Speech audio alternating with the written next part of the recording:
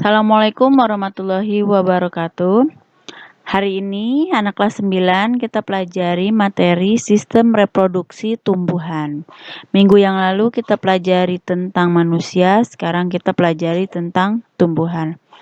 Tumbuhan itu sendiri terbagi menjadi 3, yaitu tumbuhan berbiji, spermatopita, tumbuhan paku, pteridopita, lalu ada lumut, biropita. Tumbuhan berbiji terbagi menjadi 2, biji tertutup dan biji terbuka. Biji tertutup namanya Angiospermae, biji terbuka adalah Gymnospermae. Tertutup dan terbuka itu dilihat dari bijinya. Bijinya itu tertutupi oleh kulit buah atau tidak. Nah, kalau tertutupi berarti dia tertutup, kalau tidak itu namanya terbuka. Yang pertama adalah perkembangbiakan tumbuhan Angiospermae.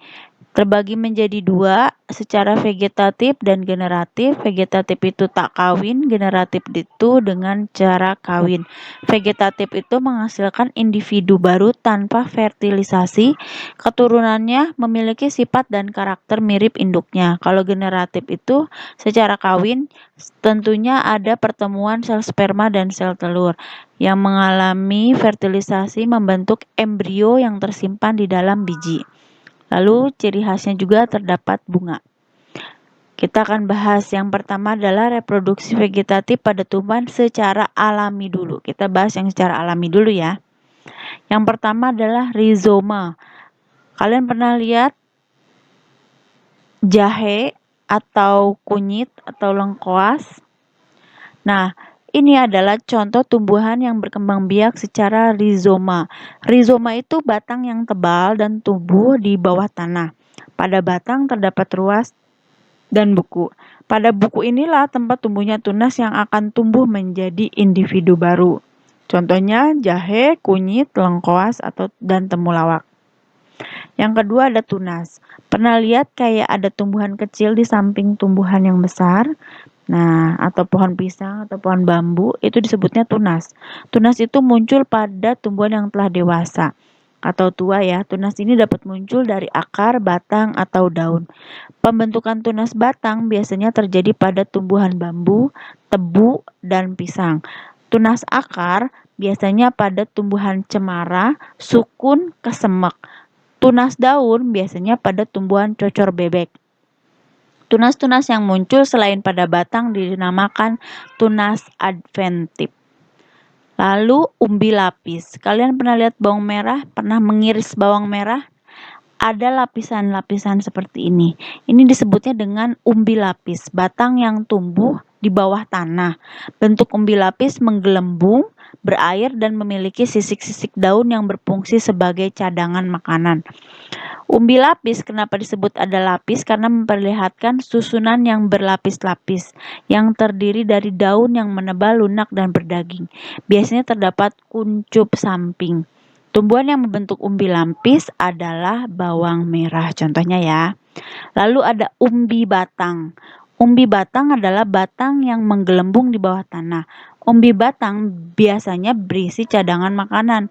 Pada umbi batang terdapat mata tunas yang kelak tumbuh menjadi tumbuhan baru. Umbi batang contohnya adalah kentang ini ya. Lalu ada stolon. Stolon atau geragi, lihat ada yang panjang begini. Nah, itu disebutnya dengan stolon atau geragi. Biasanya kita lihat pada rumput-rumputan liar. Adalah batang yang menjalar di permukaan atau di bawah tanah. Panjang stolon ini bisa bermeter-meter ya. Stolon yang menjulur ke atas tanah atau di atas tanah misalnya adalah pegagan. Contohnya nama istilah biologinya adalah Centella asiatic.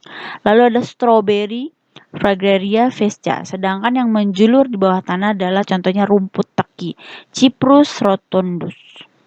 Lalu ada vegetatif secara buatan. Tadi secara alami ya, sekarang yang buatan. Kalian pernah lihat stek?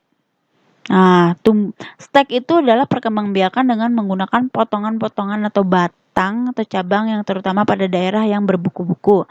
Misalnya adalah tumbuhan tebu ya. Ada waru, kita potong lalu kita istilahnya ditancebin ya ke tanah, nanti dia akan tumbuh. Itu namanya stek. Lalu ada cangkok. Nah, kalian pernah lihat cangkok seperti ini? Nah, ini cangkok-cangkok ya. Cangkok itu perkembangbiakan dengan membuang sebagian kulit dan kambium secara melingkar pada cabang batang, lalu ditutup dengan tanah, yang kemudian dibungkus dengan pembalut, biasanya terdiri dari sabut atau plastik. Setelah akar tumbuh, batang dipotong, kemudian baru ditanam. Cangkok hanya dapat dilakukan pada tumbuhan yang bergolong dikotil, contohnya tumbuhan buah-buahan. Artinya dikotil pasti dia mempunyai kambium, batangnya itu bercabang-cabang, dan dia biasanya ada buah-buah gitu ya. Untuk tumbuhan dikotil batangnya besar dan bercabang-cabang dan memiliki kambium. Lalu mengenten. Nah, mengenten itu adalah nih, kayak gini nih, menyambung dua jenis tumbuhan yang berbeda. Kayak tumbuhan tahu bunga kertas. Nah, bunga kertas itu di dalam satu tumbuhan bunganya bisa warna-warni. Ada yang warnanya putih, ada yang warnanya merah, ada yang warnanya ungu. Nah, itu dengan cara mengenten, menyambung dua jenis tumbuhan yang berbeda. Mula-mula biji tumbuhan disemaikan, setelah itu tumbuh sebesar yang diinginkan, lalu dipotong dan disambung dengan potongan cabang atau ranting jenis tumbuhan yang lain yang kualitasnya lebih baik atau kita yang inginkan ya. Diameter batangnya kurang lebih sama, lalu dibalut, lalu diikat dengan kuat. Nanti lama-kelamaan dia akan menyatu ya. Lalu ada okulasi. Okulasi sama halnya kayak mengenten, tetapi tumbuhan yang ditaruh di atas hanya diambil mata tunasnya saja. Nah, seperti ini. Kedua macam tumbuhan yang diokulasi biasanya biasanya mempunyai kelebihan-kelebihan tersendiri, misalnya tumbuhan jeruk yang perakarannya kuat. Lalu ada merunduk. Merunduk itu menundukkan cabang atau batang tumbuhan sehingga masuk ke dalam tanah. Nih, lihat nih. Contohnya pada bagian yang ditimbun tanah kemudian akan muncul akar. Jadi tumbuhannya itu sebagiannya batangnya dimasukin ke dalam tanah, lalu akan muncul akar. Setelah perakaran kuat, lalu batang dipotong dan dipisah dengan induknya. Contohnya adalah bunga alamanda. Lalu ada reproduksi generatif ya, generatif.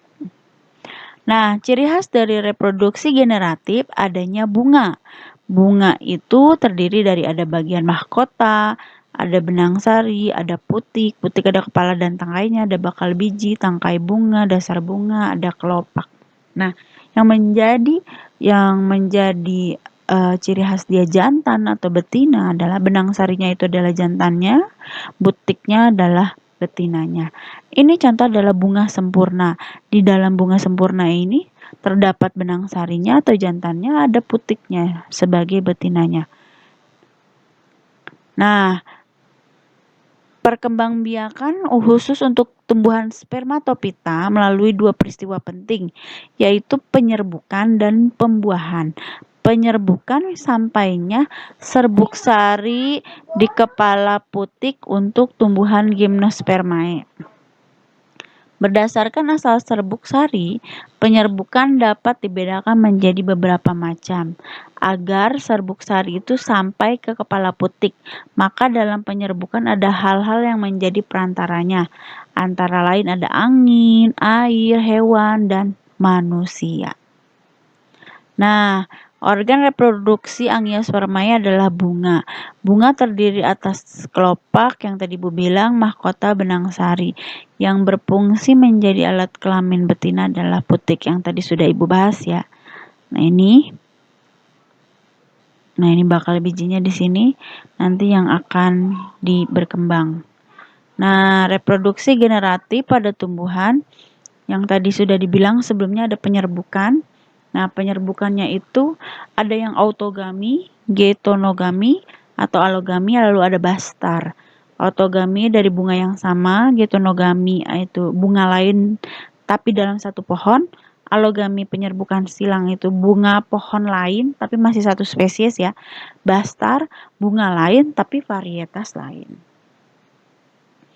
Yang pertama, penyerbukannya dibantu dengan angin. Angin itu namanya istilahnya anemogami. Serbuk sari sampai ke kepala putik dengan bantuan angin. Ciri-ciri anemogami ada air, yaitu hidrogami. Hidrogami artinya sampainya serbuk sari ke kepala putik dengan bantuan air. Contohnya adalah tumbuhan eceng gondok atau teratai. Ada entomogami, penyerbukan dengan perantara serangga. Biasanya menghasilkan madu dan serbuk sari. Contohnya, ciri khasnya dia pasti ada madunya dan dia memiliki bunga yang mencolok.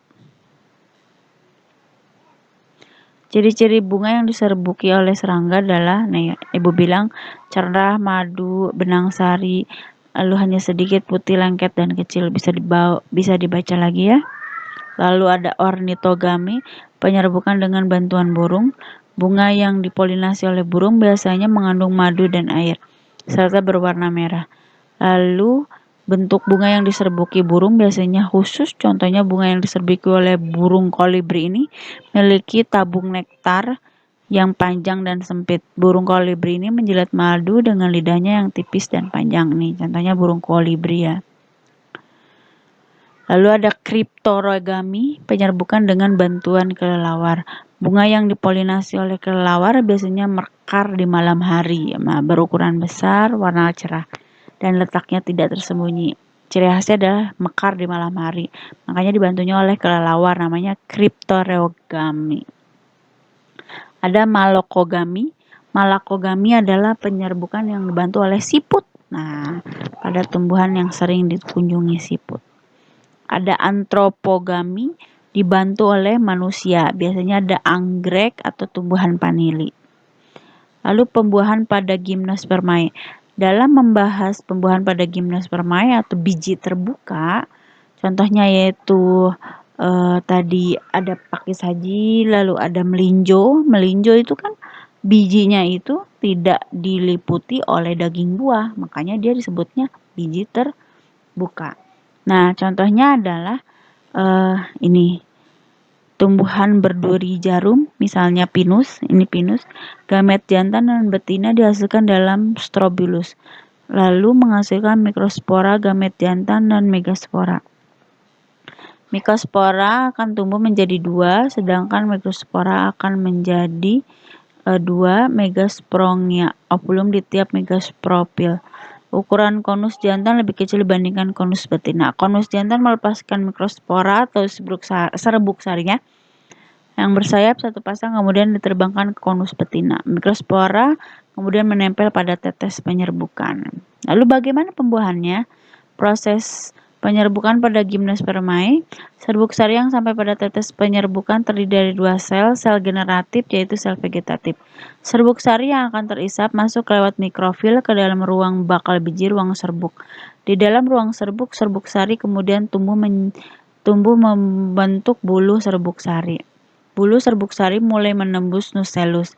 Pembuahan terjadi kira-kira 1 tahun setelah penyerbukan. Selama 1 tahun tersebut, sel induk megaspora akan melakukan meiosis, menghasilkan 4 sel haploid. 4 sel itu, 1 sel haploid bertahan menjadi membelah berkali-kali membentuk gametofit yang betina yang belum dewasa.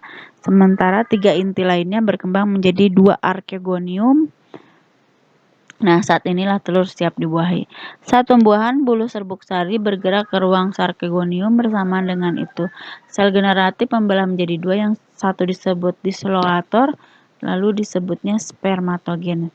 Kemudian membelah menjadi 2 spermatozoid membentuk rumah siput yang tersusun dalam satu spiral.